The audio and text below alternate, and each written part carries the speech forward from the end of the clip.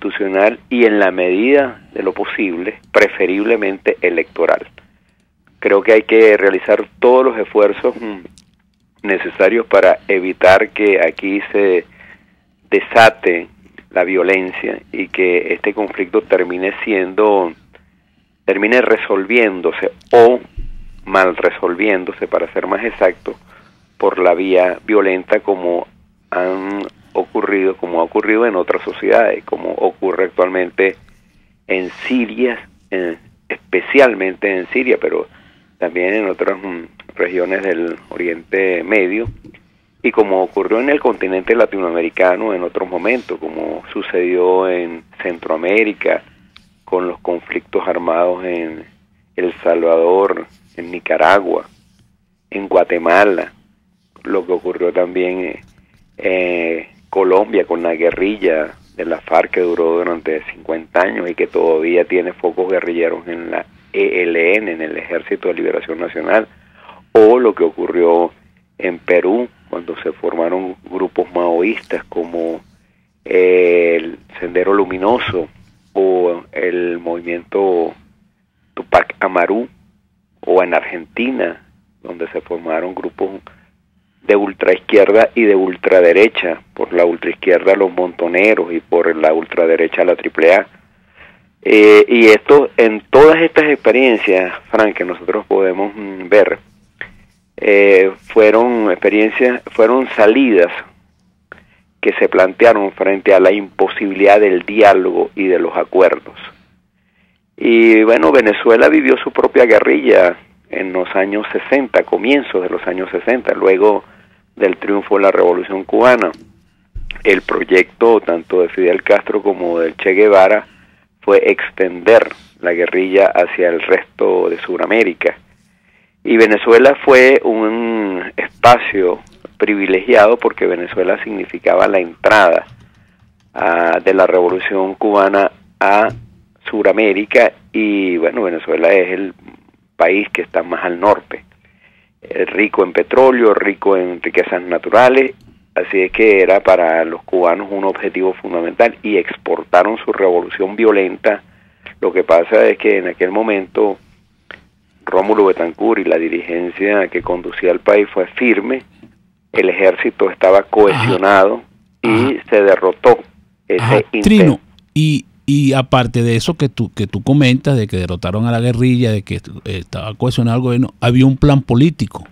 Sí, como no. Bueno o malo, o sea, no vamos a entrar a... Bueno, yo creo que es muy bueno. Pero yo lo que te quiero decir es porque ahorita no hay plan político, ni de un lado ni del otro. Bueno, esa es una opinión personal mía de lo que yo veo, porque fíjate tú, uno de los problemas que pareciera más importante en Venezuela en este momento es que nadie habla del valor del trabajo. Todo el mundo anda pendiente de que le regalen algo, por alguna o por otra vía. Bueno, ese es uno de los vicios, Fran, más terribles del populismo, y una característica que tienen los populismos de cualquier signo, sean populismos de izquierda o sean populismos de derecha.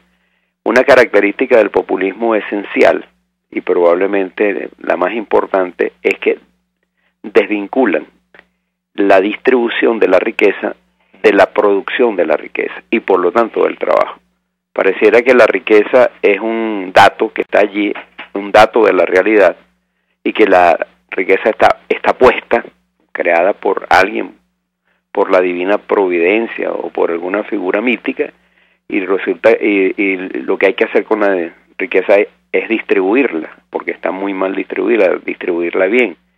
Cuando no es así, la riqueza hay que generarla, y el factor más importante que genera riqueza es el trabajo, es la constancia, es la producción, la productividad, la innovación, la creatividad y el esfuerzo sostenido de un pueblo.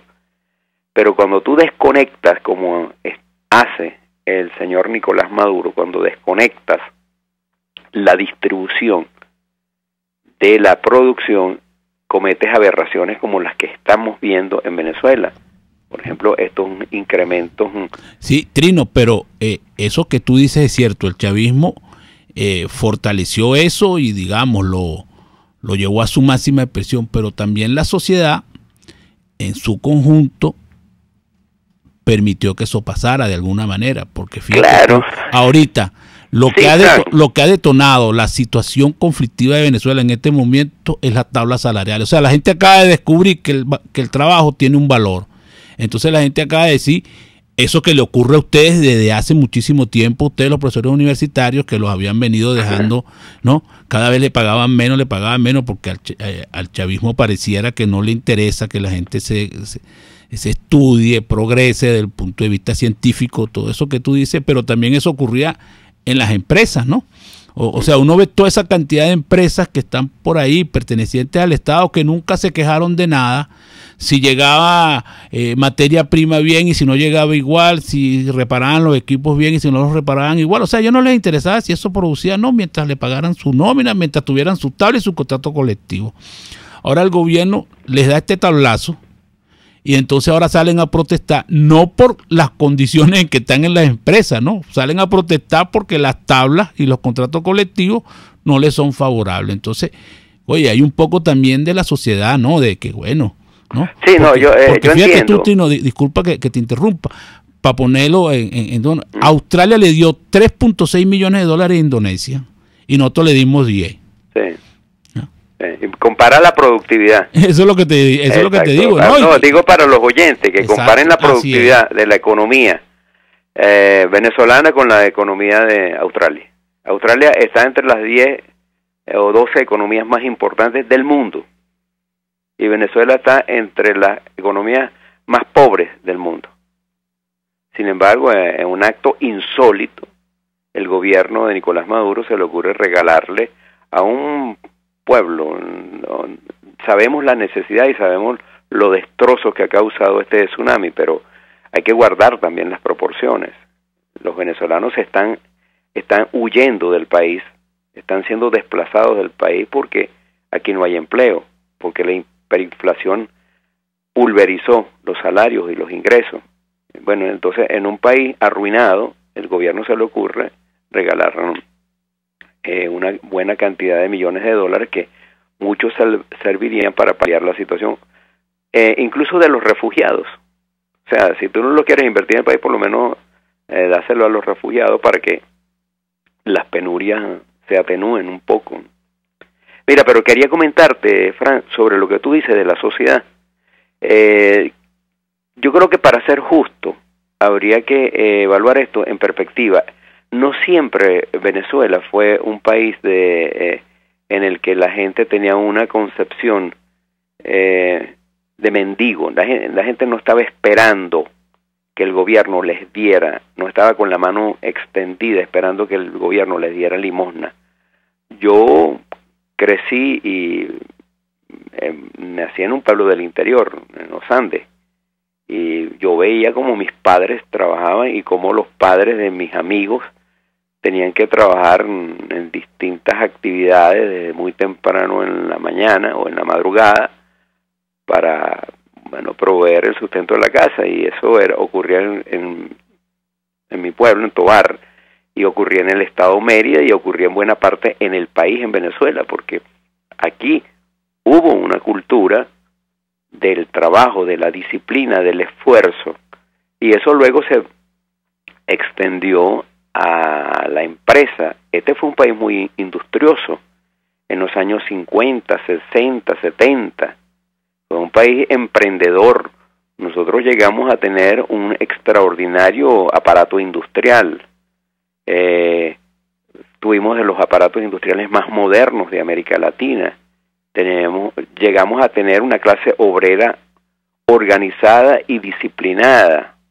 Y los sindicatos fueron entendiendo que los aumentos salariales tenían que tener como punto de partida la producción y la productividad, porque entre otras cosas, en los sindicatos en Venezuela vieron lo que estaba ocurriendo en países como Argentina y en cierto modo lo que había ocurrido en Chile durante la época de Allende, que los salarios se independizaron de la producción y la productividad, y allí se desataron procesos hiperinflacionarios que destruyeron las economías de estos países. Bueno, nosotros logramos un dato muy importante, un dato histórico. Los acuerdos obreros patronales que se firman en Caracas antes de las elecciones del 7 de diciembre del año 1958, que fueron acuerdos obreros patronales que garantizaron la paz laboral, ataron los incrementos salariales al incremento de la producción y la productividad. Y eso fue por el lado de los sindicatos, el compromiso por el lado de los sindicatos. Y por el lado de los patronos hubo el compromiso de que no iban a desbocarse los precios y que los empresarios tenían que entender que no podían recuperar el capital invertido en unos pocos meses o en unos pocos años, sino que la recuperación de los capitales invertidos tenía que ser en medio de un proceso donde o en el cual hubiera incremento sostenido de la producción y la productividad y moderación en el incremento de los precios. Estos fueron acuerdos patronales que garantizaron la paz laboral en Venezuela, y eso permitió que durante toda la década de los años 60 y buena parte de los 70 nosotros tuviéramos un crecimiento sostenido de los más altos de América Latina y también de los más altos del mundo.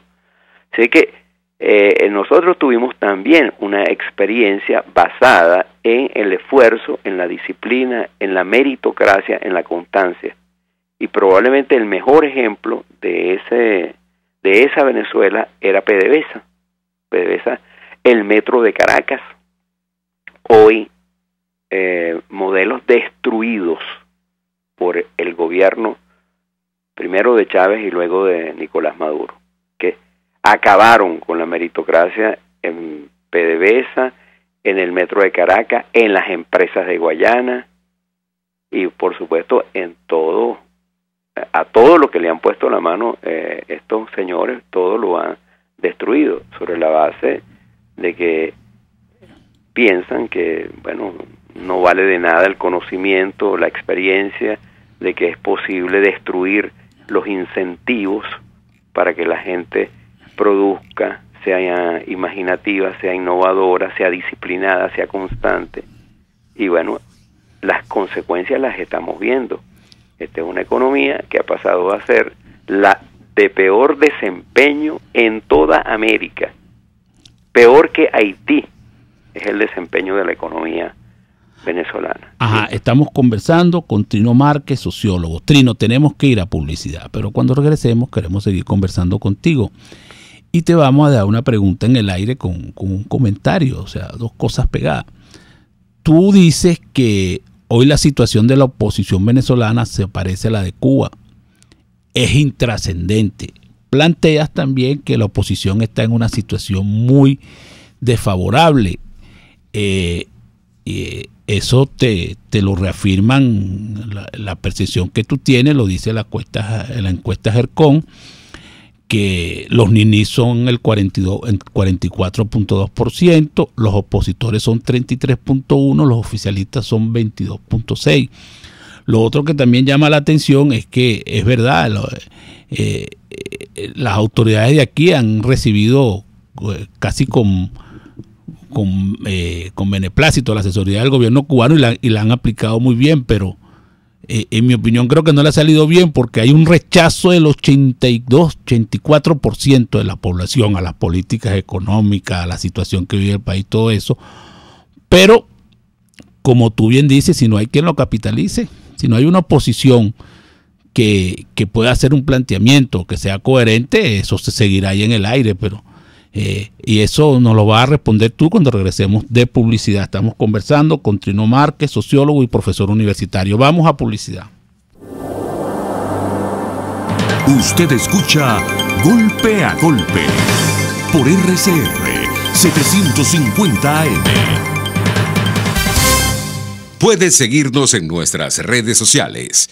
En Twitter, @RCR750, la radio que se ve. En la crisis se encuentran las oportunidades. Aquí en Sin Estrés se las mostramos con invitados especiales que nos regalan sus experiencias por una Venezuela mejor. Cada tarde, de lunes a viernes a las 3, desde el emprendimiento, la educación, la salud y el entretenimiento. Por nuestra calidad de vida se nos hace necesario tomar un respiro del agobio diario, dedicar unos minutos a la salud mental y emocional para vivir sin estrés. Sin estrés, de lunes a viernes a las 3 de la tarde por RCR 750 AM y rcr.tv, la radio que se ve. Una crónica de la actualidad, golpe a golpe, solo por RCR. Estamos de regreso con Trino Márquez, sociólogo y profesor universitario. Le habíamos dado una pregunta en el aire. Trino dice que la oposición es intrascendente y yo le digo que la oposición es intrascendente, pero la sociedad venezolana en 84% rechaza esta situación que se está viviendo, pues este modelo. Entonces, ¿cómo ves tú eso, Trino? Bueno, yo lo digo en un artículo que ha circulado en estos días, desde el miércoles viene circulando, que se llama "Sin oposición no habrá ni diálogo ni transición". Y ciertamente digo eso, Fran, porque para capitalizar la enorme presión internacional que se ha desatado sobre el gobierno de Nicolás Maduro, para capitalizar el enorme descontento que hay frente a la ruina del país, para capitalizar el descontento por la estampida de venezolanos que huyen despavoridos hacia el exterior, es necesario tener una dirección opositora cohesionada. Y en ese artículo al que tú haces referencia, yo cito dos ejemplos de lo que significa tener o no tener una dirección política.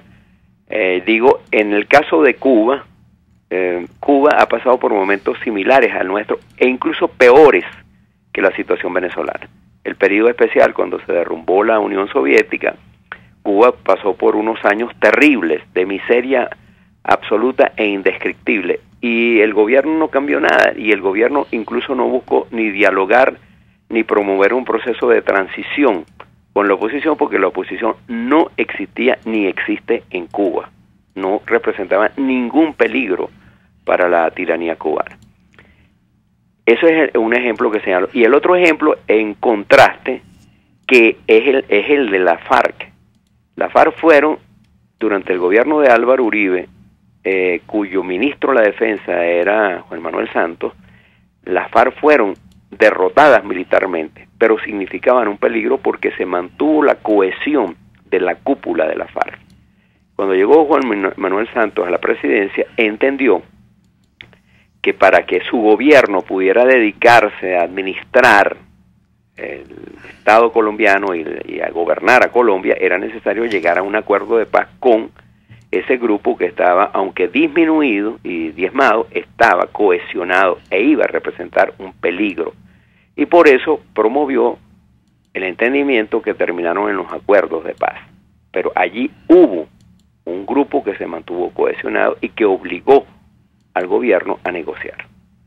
Yo digo, en el caso nuestro, en este momento, la oposición se parece a la cubana porque se ha venido extinguiendo, y en este momento, por lamentable que sea, la oposición no representa un peligro real para el régimen de Maduro, a pesar de la grave situación política y económica nacional y a pesar de la presión internacional, porque no puede capitalizar el descontento ni la presión internacional. Ahora, y de Trino, esto tiene que tener plena conciencia. Ahora, Trino, ¿por qué tú crees que la oposición no logra ponerse de acuerdo? Cuando hablamos de la oposición hablamos de la dirigencia, porque ya estamos, de la dirigencia política, porque ya estamos conteste que 82% de la población, bueno, ahorita te digo exactamente cuánto es, pero rechaza el modelo económico. ¿Por qué la dirigencia de la oposición? Consistentes, además. Exacto, sí.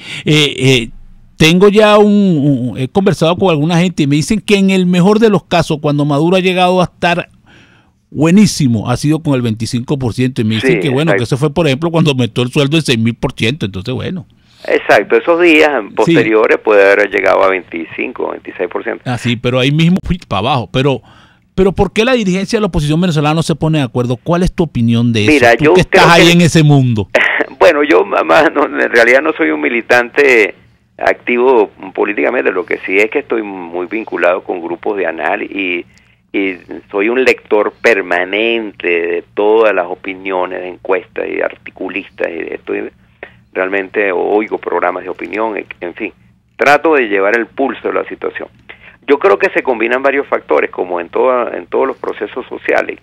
Creo que hay una mezcla de confusión ideológica y política.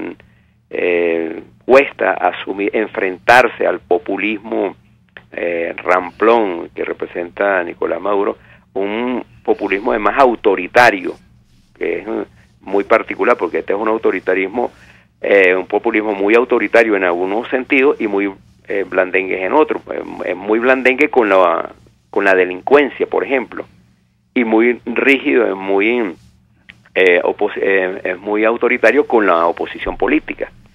Entonces, primero no hay claridad sobre cómo enfrentar este modelo socioeconómico y decir, bueno, aquí hay que asumir abiertamente la defensa de la propiedad privada, del Estado de Derecho, y convertir ese discurso que tiene que ver con la libre iniciativa, la libertad de empresa, la propiedad privada, la sociedad como agente fundamental de creación de la riqueza, asumirlo con todas las consecuencias, de manera coherente y permanente. No hay esa claridad. En segundo lugar, creo que se combinan también aspectos de orden personal. Cada quien hace un cálculo personal, las vanidades. Muchos de nuestros dirigentes son pozos de vanidad y creen, en tercer lugar, que oponerse al gobierno es lo mismo que hacer política, y yo creo que hay que entender que se trata de dos líneas diferentes. Una cosa es ser opositor y otra totalmente diferente es elaborar y sostener una política opositora. En la política opositora se suma. Trino, disculpa que te interrumpa, pero que quería darte el dato de Gercón. Según su opinión, ¿qué tan grave es la crisis económica, social y política que existe en Venezuela? Grave, 83.8% de los venezolanos considera que es grave. Y 14.9% dice que no grave. Entonces es lo que tú dices, pues hay mucha gente, pero no hay quien la dirija.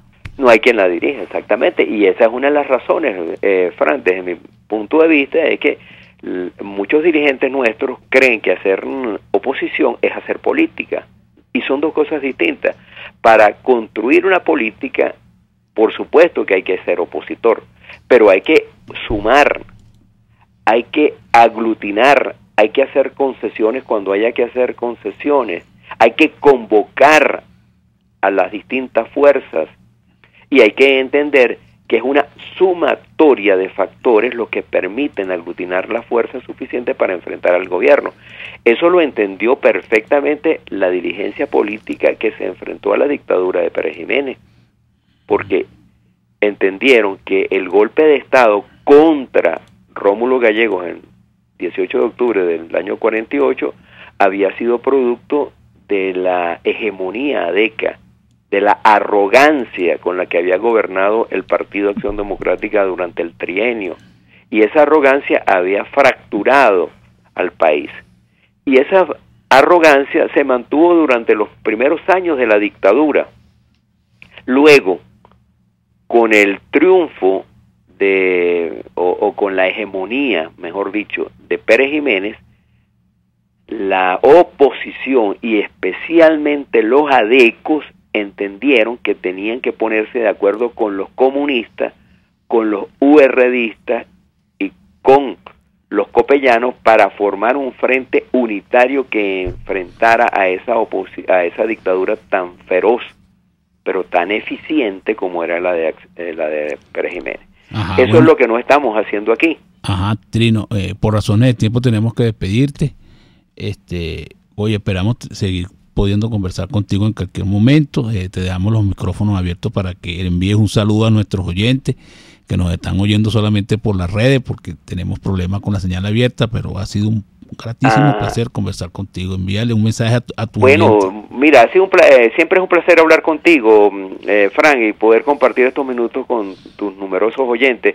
Y el mensaje es, bueno, presionemos para que la dirigencia opositora llegue a acuerdo. Estas reuniones con el senador norteamericano pueden ser muy importantes y puede ser el primer paso hacia un conjunto de entendimientos que obliguen al gobierno o que lleven al gobierno a dialogar y a abrir un proceso de transición que permita la recuperación económica, social y política del país y la recuperación de la democracia. ¿Sí? Bueno. Nada de decaimiento, nada de frustraciones, hay que seguir entendiendo lo que ocurre en el país y seguir combatiendo. Bueno, un abrazo, Frank. Igual, Trino, hemos conversado con Trino Márquez, profesor universitario y sociólogo. Vamos a la publicidad.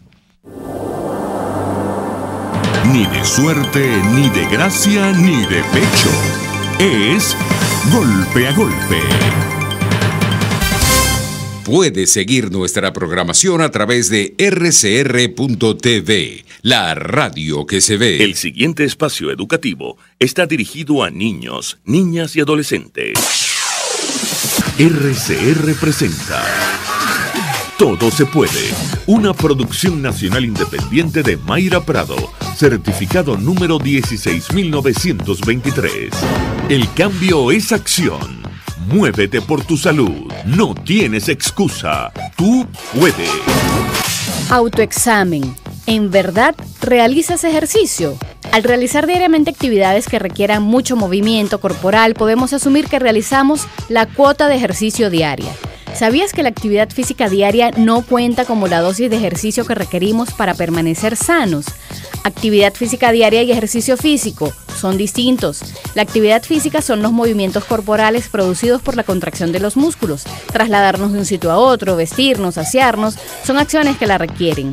¿Por qué la actividad física diaria no cuenta como ejercicio? Porque tiene un mismo nivel de intensidad, por ello se reclutan los mismos grupos musculares constantemente con el resultado de la debilidad.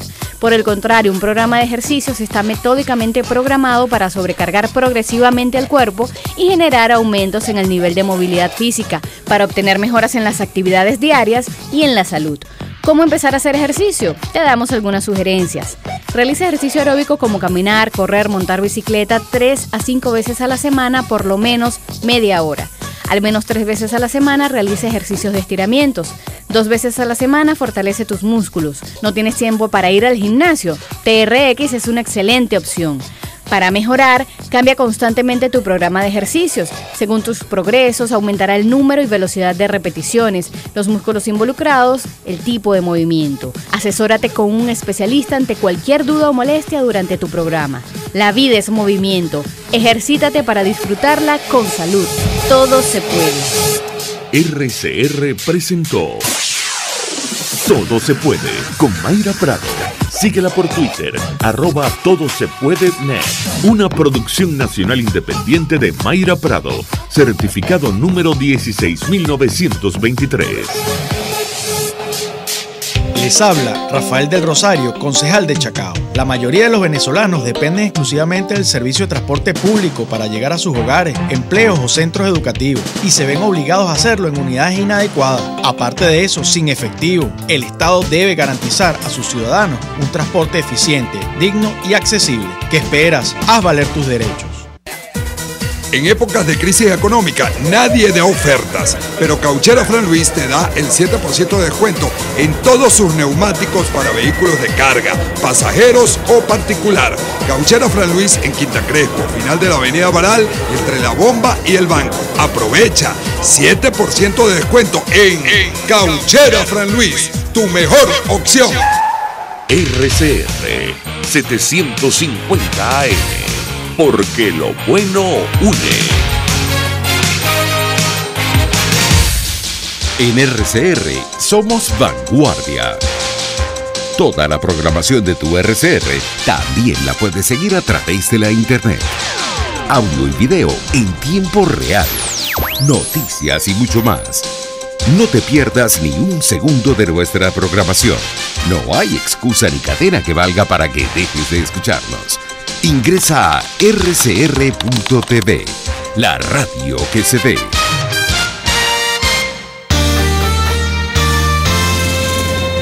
Los temas de actualidad más relevantes son expuestos a la luz de La Linterna. Diego Bautista Urbaneja le invita a formar parte de este ameno espacio de charla y análisis con una buena taza de café y al son de buena música.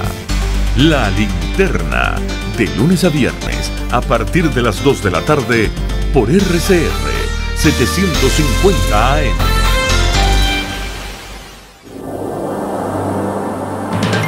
Golpe a golpe, el cuento completo entre lo irónico, lo serio y lo ácido. Y estamos de regreso en Golpe a Golpe y no queríamos dejar de comentar una noticia que también está publicada en costadelsolfm.net que se llama Tribuna Popular capitula y sale de circulación por falta de papel. También comentaba Vladimir Villegas que lo que no logró Pérez Jiménez y la Cuarta República lo logró el chavismo, güey. La sacaron fuera de circulación a Tribuna Popular, una que tenía más de 70 años, algo así, en circulación, pero bueno, y eso que son afectos al gobierno, que esperarán los demás.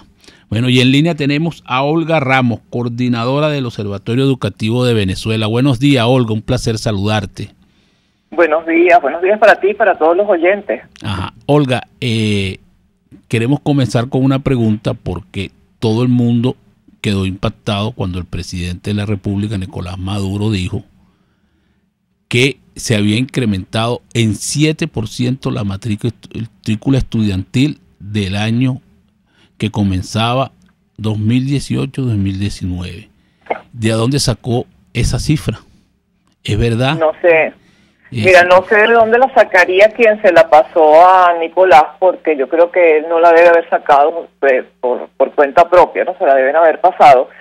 Pero el Ministerio de Educación tiene mucho tiempo debiéndonos las memorias y cuentas y con un atraso en el registro de la matrícula. Te explico. Durante todo el año escolar, al principio, al final del año escolar y a mediados del año, en los cortes de lapso, las escuelas cargan la matrícula para ir actualizando la matrícula inicial y después la matrícula final, ¿no? Y poder tener, digamos, como más ajustado cuál es realmente la cantidad de estudiantes que hay por año, por grado y por zona geográfica, ¿no? Sin embargo, nosotros sabemos desde hace tiempo que la carga de la matrícula está atrasada. En algunas zonas está atrasada de 2 años, en otras zonas está atrasada de meses y, según dicen los mismos funcionarios de la zona educativa, tiene que ver con que no hay internet en las escuelas. Entonces no han podido actualizarlo y siempre les están pidiendo a las escuelas que lo actualicen. Pero si uno hace más o menos las cuentas en función de la última memoria y cuenta que tuvimos acceso todos, que es la que cubre el año escolar 2014-2015, te voy a poner la llamada. Bueno, las comunicaciones no está fácil para nosotros en estos días. Pero bueno, estábamos conversando con Olga Ramos, coordinadora del Observatorio Educativo de Venezuela, y nos estaba haciendo descifrando el famoso 7% que Maduro dijo que se había incrementado la matrícula estudiantil. Y bueno, tenemos, aparte de eso, otras noticias. Está lo de la situación del salario, ¿no? Que ahora se va a cobrar por los momentos semanal. Nosotros publicamos una nota donde decimos que bueno, pronto será diario, porque tal como va la hiperinflación, los trabajadores terminarán cobrando diariamente, porque ahí hay una nota publicada también donde está 410 bolívares el kilo de queso blanco.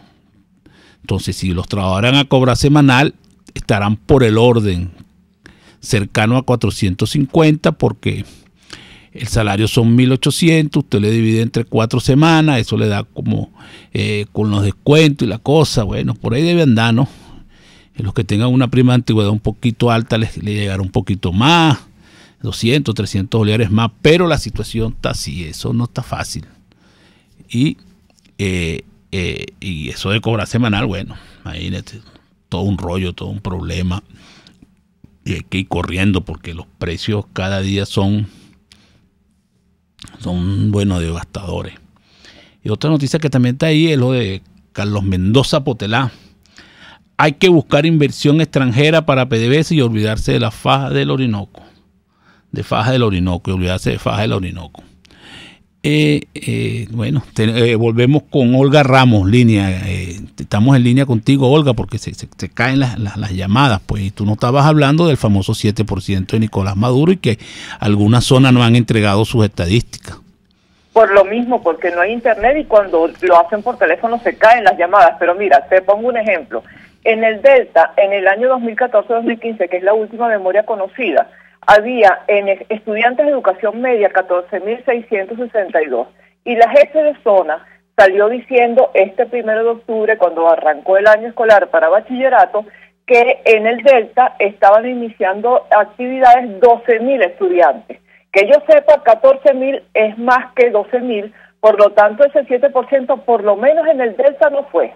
Entonces aquí obviamente hay lo que nosotros hemos denominado la narrativa oficial, pura propaganda que lo que hace es disfrazar la realidad, en algunos casos con cifras porque no hay manera de rebatirlas, y en otros casos con verdades tipo Disneylandia, pues hechas por el gobierno para que la gente piense que está viviendo otra cosa.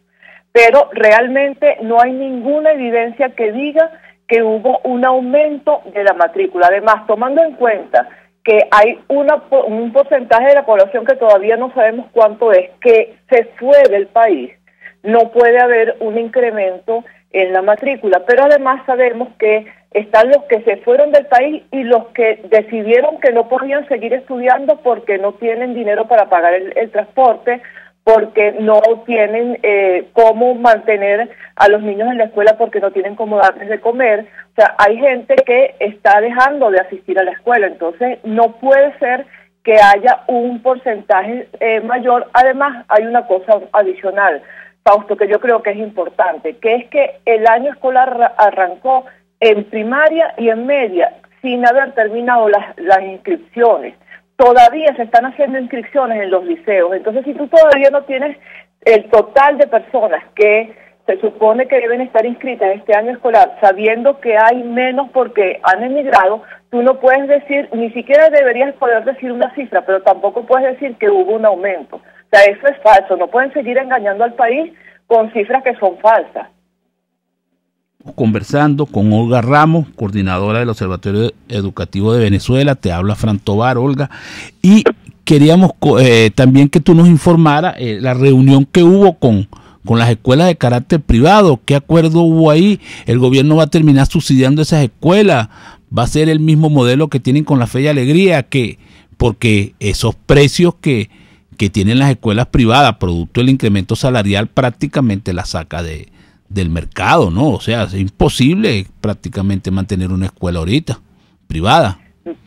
Mira, Fran, disculpa que te dije, Fausto, pero es que estaba escuchando a Fausto Romeo hace un rato que estaba en Globovisión, que es el representante gremial, por cierto, de las escuelas privadas de la organización ANDIEP.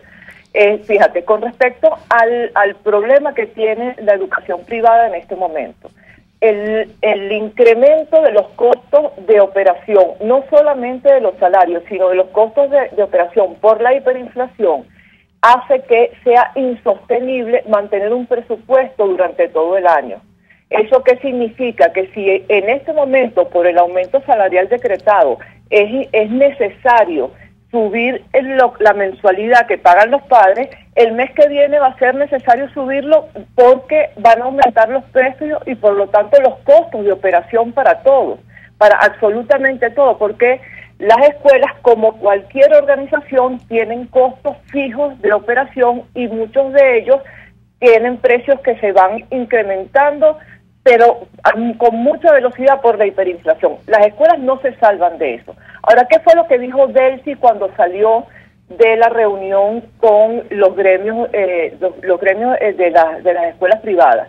Delcy dijo que en aquellos casos en que las escuelas se vieran en la obligación de cerrar o en riesgo de cerrar, que podían hablar con el gobierno para ver si les podían extender el subsidio que reciben hoy las escuelas de Fe y Alegría y algunas escuelas de ABEC para que no cierren, porque el gobierno no quiere que ninguna escuela cierre. Y yo me pregunto, si el gobierno de verdad no quiere que ninguna escuela privada cierre, ¿por qué no se extiende de una vez el subsidio para que puedan garantizar la calidad de educación que están dando ahorita?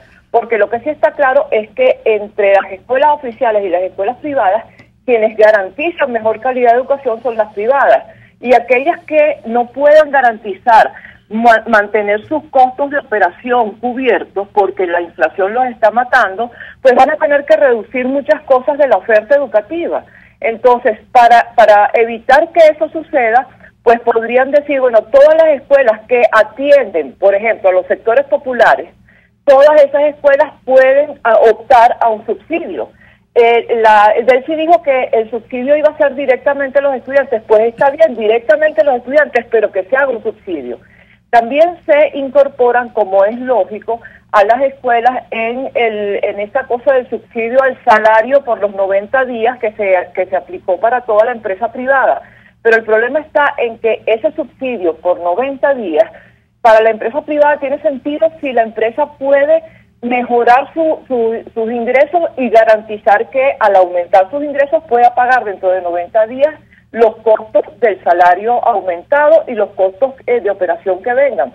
Pero las escuelas no tienen ninguna otra manera distinta a subir la mensualidad para aumentar sus ingresos. Entonces, eso que se está aprobando como la extensión o como la oficialización del subsidio al salario de los trabajadores, debería decirse de una vez que es un subsidio que será aplicado de aquí hasta que la inflación se acabe en las escuelas privadas que no tienen otra forma de ingreso que no sea el cobro de la mensualidad a los padres.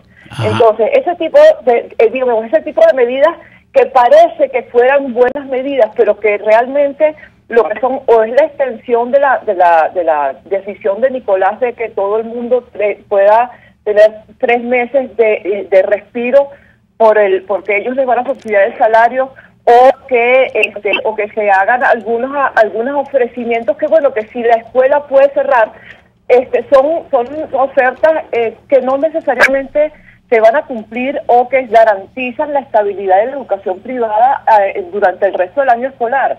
O sea, yo creo que hay que sincerar las cosas. Si la educación privada no debe cerrar, el gobierno debe asumir su responsabilidad y su obligación, porque es su obligación garantizar que haya educación para todos, y extender el subsidio de una vez. O sea, no pueden tener a las familias y a las escuelas en vilo hasta que se vean en la obligación de cerrar y vayan a negociar con el gobierno. O sea, no, que saquen las cuentas, que vean cuánto hay que tener, que poner como Estado para garantizar que las escuelas puedan seguir funcionando y que se otorguen los subsidios con una condición, por ejemplo, que sean escuelas que atiendan a los sectores populares. Pero también hay expertos que dicen que el Estado no ha abandonado su responsabilidad y eso pareciera como un poco extraño, porque esta situación que viven las escuelas no es nada fácil, la diáspora de profesores, el problema de ese que tú planteas, de los recursos. Entonces, ¿cómo que el Estado no ha abandonado su responsabilidad en materia educativa? ¿No te parece? Bueno, yo creo que esos expertos que dicen eso es porque no conocen el funcionamiento del sistema educativo o compraron la narrativa oficial. Porque lo que sí es cierto es que en Venezuela progresivamente se ha venido deteriorando el funcionamiento del sistema educativo. No hay presupuesto para mantenimiento ni para construcción de infraestructura, presupuesto serio y planes de largo plazo, que es lo que se requiere en infraestructura. El programa de alimentación escolar cada vez falla más y con más frecuencia en las escuelas, y las comidas que se están brindando son de baja calidad nutricional, no tienen la calidad suficiente para la demanda que necesitan los niños. Entonces, dime. Olga, tenemos que ir a publicidad, pero cuando regresemos, ya la última parte del segmento, y queremos que tú nos visualice la situación que tiene la educación venezolana con respecto a la falta de profesores. ¿Cómo ves tú esa situación desde el punto de vista del Observatorio Educativo de Venezuela? Porque Olga Ramos es coordinadora del Observatorio Educativo de Venezuela y ella está, bueno, tú recoges mucha información de la situación de las escuelas en todo el país, y sabemos que hay un problema de personal en materia docente, y queremos que tú nos nos ilustre pues cómo está esa situación y qué crees tú que pueda suceder con esa situación que seguramente es que la educación venezolana va a seguir desmejorando. Estamos conversando con Olga Ramos, coordinadora del Observatorio Educativo de Venezuela, y vamos a publicidad. Usted escucha Golpe a Golpe por RCR 750 AM. Sintonícenos a través de Periscope, @RCR750, la radio que se ve. Las lesiones ocurren todos los días y en GlobalTherap te garantizamos tu pronta recuperación con tratamientos de rehabilitación personalizados de electroterapia, ultrasonido, láser, tracción lumbar y cervical, drenaje linfático y rehabilitación cardíaca. No te confundas, estamos en el Centro Comercial Multiplaza Paraíso, nivel empresarial 2, teléfono 0212-461-9087, GlobalTherap, y despídete del dolor. Si piensas hacer un delicioso sancocho, hervido, sopa o crema, busca los mejores y más frescos ingredientes que te ofrece la gran feria de hortalizas, frutas y verduras Santo Cristo de la Grita. Eso sí, al mejor precio de la Gran Caracas. Llueva, truene, relampaguee o sea feriado, todos los viernes y sábados en la avenida Francisco Pimentel de Santa Mónica, al lado de la Casa Comunal y módulo de Barrio Adentro. Gran Feria Santo Cristo de la Grita, economía y calidad. En RCR somos vanguardia. Toda la programación de tu RCR también la puedes seguir a través de la internet. Audio y video en tiempo real. Noticias y mucho más. No te pierdas ni un segundo de nuestra programación.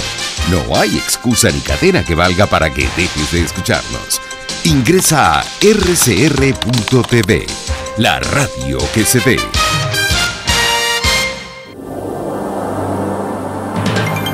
Una crónica de la actualidad.